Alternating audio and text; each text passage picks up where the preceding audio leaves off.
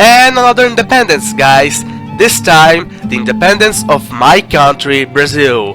Happy 7th of September to all my fellow Brazilians. I decided to make this video comparing the Brazilian independence to the American independence because not only I love both countries, Brazil, that is the land that saw my birth, the land that shaped me, the land to which I belong nowadays, and the United States of America, the land of the free and home of the brave. That is also the greatest military and economical superpower in the history of mankind.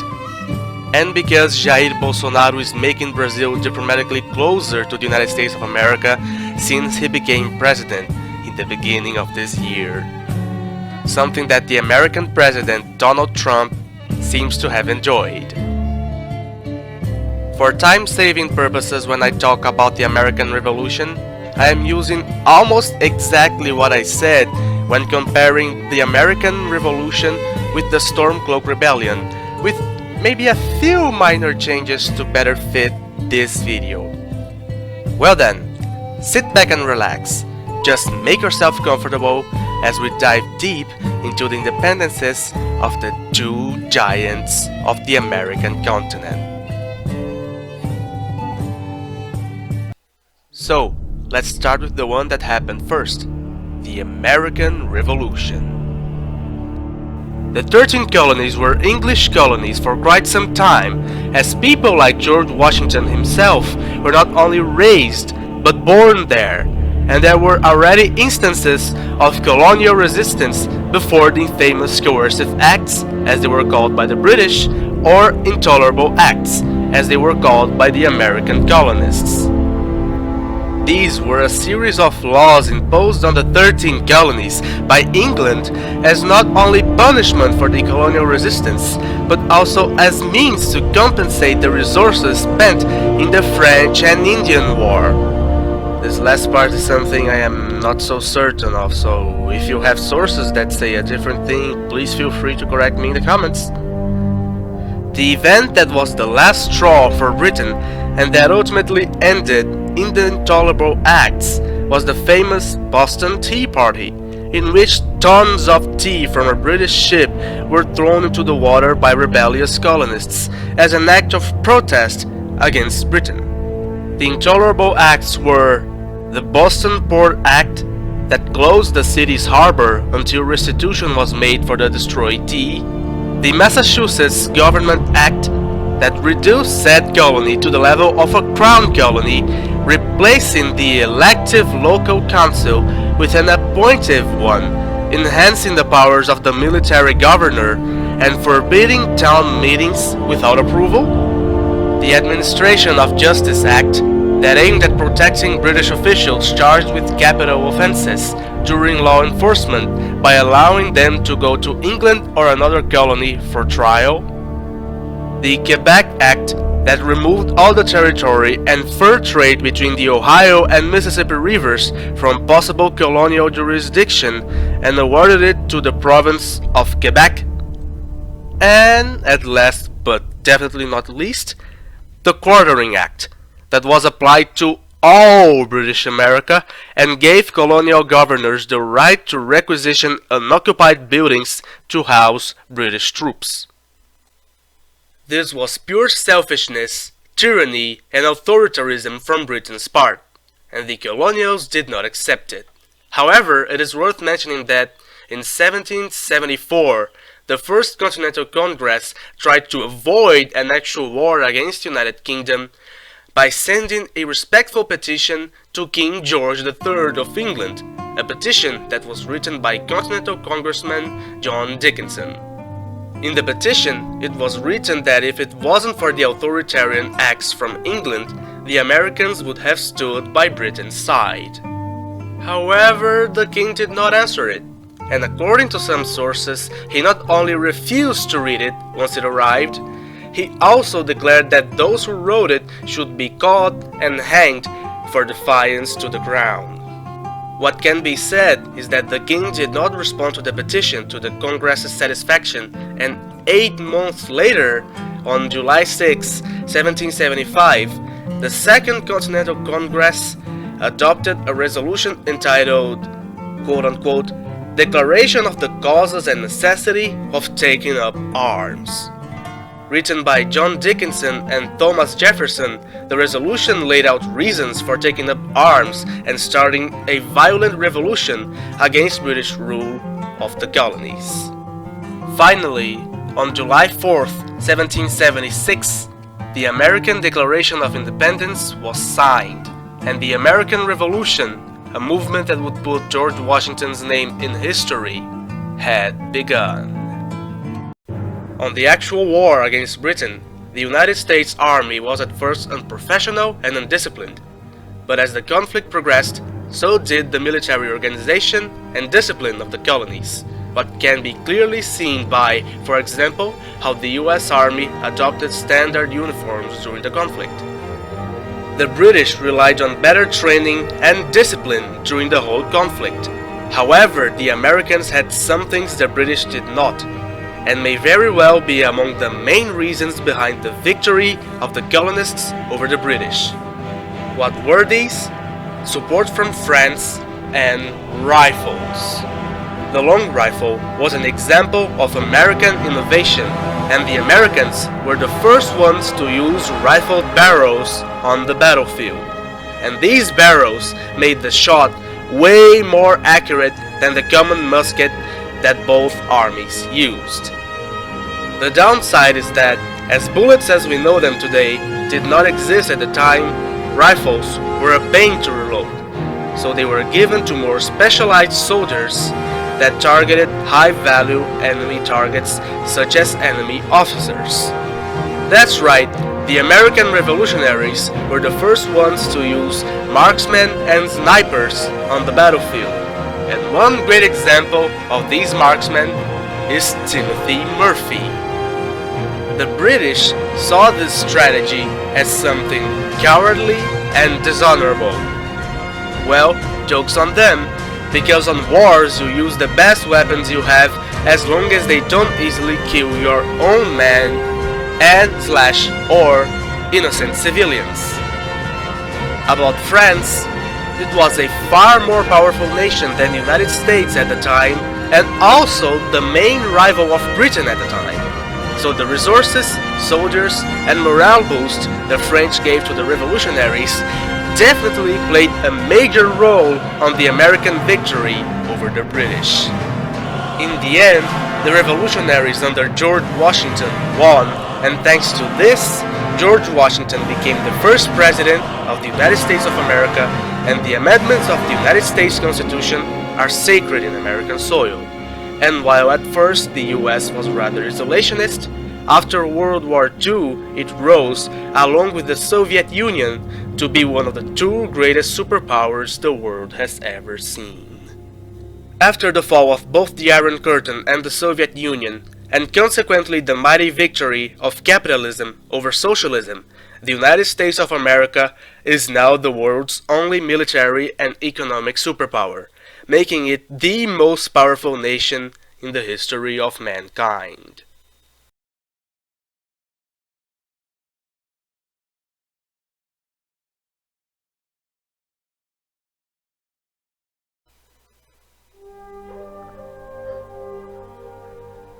Now let's talk about the Brazilian independence. The whole thing started not thanks to the Portuguese royal family, but thanks to Napoleon Bonaparte. In his quest of making France more powerful than Britain, which at the time was basically the world's greatest superpower, he started an economical blockade on Britain, a blockade that became known as the Continental Blockade, and that Napoleon enforced with military force. Portugal refused to adhere to the Continental Blockade, and thanks to this, it was invaded by the French in 1807. Thanks to this, the Portuguese royal family fled from Portugal in 1808, moving to Brazil with the help of the British. With the arrival of the royal family, Brazil experienced a great development in its large centers, which were results of a series of measures implemented by Dom João VI, the King of Portugal. Installed in Rio de Janeiro, the Portuguese king authorized the opening of Brazilian ports to friendly nations, which allowed trade between Brazilians and the English as preeminent measures in the economic sphere. Other prominent measures were highlighted by journalist Chico Castro. They made arrangements 1 year after his arrival that there would be interest in Brazilian education and literature in public education, opening vacancies for teachers. He set up a lottery in Bahia to raise funds for the completion of the city's theater, had the chair of integral calculus, mechanics and hydromechanics established in Pernambuco, and a mathematics course for the students of artillery and engineering of the captaincy, exempted from the payment of duties of entry to Brazilian customs of raw material to be manufactured in any province, and created, for the first time in the country, a regular English language course at the Military Academy of Rio de Janeiro. These and other measures that were taken by the Portuguese king demonstrated a clear intention to modernize the country as part of a proposal that would make Brazil stop being just a Portuguese colony, becoming in fact an integral part of the Kingdom of Portugal. This was confirmed when, on December 16, 1815, Dom João VI decreed the elevation of Brazil to part of the Portuguese kingdom, which was now called the United Kingdom of Portugal, Brazil, and the Algarves. The presence of the royal family in Brazil had made great strides, but even so, demonstrations of dissatisfaction occurred throughout the Pernambucan Revolt of 1817. The relocation of the royal family to Brazil had resulted in a large increase in taxes and directly interfered with the administration of the captaincy. This revolt, however, was violently repressed. 3 years after dealing with the Pernambucan Revolt, Dom João VI had to deal with dissatisfaction in Portugal that manifested itself in the Liberal Revolution of 1820, which began with a military insurrection in the Portuguese city of Porto. This revolution was supported by the upper classes of Portugal, which were unhappy with the severe political and economic crisis that were results of the French invasion, the amount of influence Britain had over Portugal at the time, both economically and militarily, and also wanted Brazil to return to its previous condition of colony, since the opening of Brazil's ports to friendly nations decreased the profits of Portuguese traders. Those who supported the revolution also demanded the return of Dom João VI to Portugal in order to formally limit the power of the monarch. Dom João VI saw no choice but to return, leaving his son Dom Pedro, who was known as Dom Pedro IV in Portugal and Dom Pedro I in Brazil, as regent of Brazil. This marked the starting point of Brazil's independence process. The Portuguese Scorches, an institution that emerged with the Liberal Revolution of 1820, took some measures that were quite unpopular in Brazilian soil, such as the requirement to transfer the main institutions created by Dom João VI to Portugal, to send more troops to Rio de Janeiro, and the requirement of Regent Pedro's return to Portugal. These measures, along with the intransigence of the Portuguese during negotiations with Brazilian representatives, and the disrespectful treatment towards Brazil, increased the resistance of Brazilians towards the Portuguese and reinforced the idea of separation in some regions, such as Rio de Janeiro. However, the pinnacle of all this was the demand for Dom Pedro's return to Portugal, what resulted in an instant reaction in Brazil. The order demanding the return of Dom Pedro to Portugal came in December 1821, and the reaction to it resulted in the creation of the Resistance Club. In January 1822, during a Senate hearing, a document with more than 8,000 signatures demanding Regent Pedro to stay in Brazil was delivered to him. Supposedly motivated by this, Dom Pedro said words that went into the very history of Brazil. These words were, quote-unquote, "As it is for the good of all and the general happiness of the nation, I am ready, tell the people that I stay." Historians are not quite sure if these words were actually spoken by Dom Pedro though. Anyway, this event marked the I'll Stay Day, Dia do Fico in Portuguese. Despite this, historians claim that in January 1822 there was still no desire in many to remain connected with Portugal. Although independence was not certain in January 1822, the chain of events in the following months were responsible for inciting Brazil to declare independence from Portugal.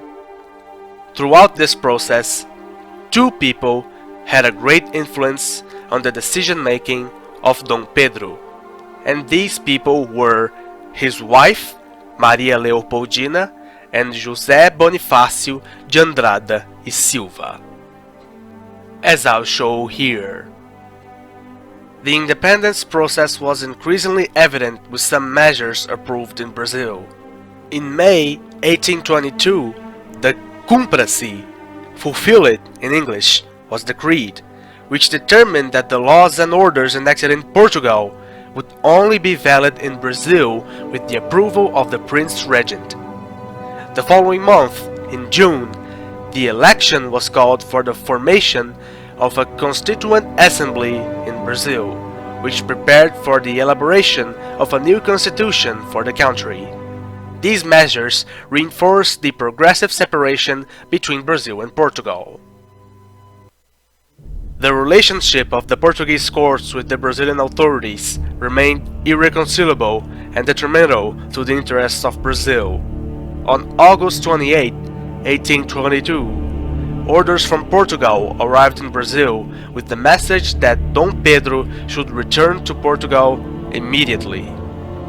In addition, it was announced the end of a series of measures in Brazil that the Portuguese considered privileges, and the ministers of Dom Pedro were accused of treason. The order was read by Maria Leopoldina, and it convinced her of the need for the break with Portugal. On the 2nd of September, she organized an extraordinary session which signed a declaration of independence and sent it to Dom Pedro, who was traveling to São Paulo. The messenger, who was called Paulo Bregaro, reached Dom Pedro when he was near the Ipiranga River on the 7th of September. At the time, Dom Pedro I was suffering from intestinal problems, whose specific origin is unknown. The Prince Regent read all the news and supposedly ratified the independence order with a mighty cry on the banks of the Ipiranga River. Despite historians having no actual evidence to prove it, the so-called Grito do Ipiranga, Ipiranga Cry in English, was recorded in official Brazilian history to the point of being mentioned in the very beginning of the Brazilian anthem. Ouviram do Ipiranga as margens plácidas, de povo heróico brado retumbante, e o sol da liberdade em raios fúlgidos brilhou no céu da pátria nesse instante. The 7th of September did not end Brazil's independence process, however. It was followed by a war of independence in which Portugal, ironically, was not part of, and in the following months, important events took place, such as the acclamation of Dom Pedro as Emperor of Brazil on the 12th of October and his coronation that took place on the 1st of December. Contrary to what many think, Brazil's proclamation of independence was not celebrated by all the provinces that heard the news, despite the fact that Portugal, ironically, did not attack Brazil thanks to it. After the proclamation, Emperor Dom Pedro I had a great work to contain the various revolts that took place against the independence process. At the moment of declaring Brazil's independence, the governments and troops of some provinces made it clear that they wanted to continue to be ruled by Portugal. In Bahia, a violent conflict unfolded between the 7th of September 1822 and the 2nd of July 1823. In the region of Grão-Pará, resistance against imperial rule eventually left more than 1,000 dead, some of them killed via asphyxiation in the basement of ships captured by the forces of Dom Pedro I. The victory of the Brazilian government in Bahia was extremely important because it helped a lot in the defeat of other, smaller uprisings. In the provinces of Maranhão, Piauí, Alagoas, Sergipe, and Ceará, there were other rebellion attempts that failed to actually threaten the established order. And also, residents of Cisplatina, present-day Uruguay, also saw the transition as an opportunity to get separated from Brazil. It is important to note that, in order to obtain so many military victories in national territory, Emperor Dom Pedro I turned to England for financial aid and hired the services of English mercenaries who played an important role in these conflicts, as he would be unable to organize an army that could fulfill all these mighty deeds by itself. In the end, we can see the formation of an independent nation was not viewed positively in part of the Brazilian territory. At the same time, the aid from the British in such process marked another episode in which England sought to secure its economic interests in Brazilian territory, especially because after the conflict, Emperor Dom Pedro I had a huge debt that, once again, consolidated Brazil's economic dependency relationship with England. And we must also not forget how Portugal itself did not oppose the Brazilian independence, as it did not send its troops to fight Emperor Pedro's forces. What is pretty unusual if you take a look at how independence processes were usually like around the globe.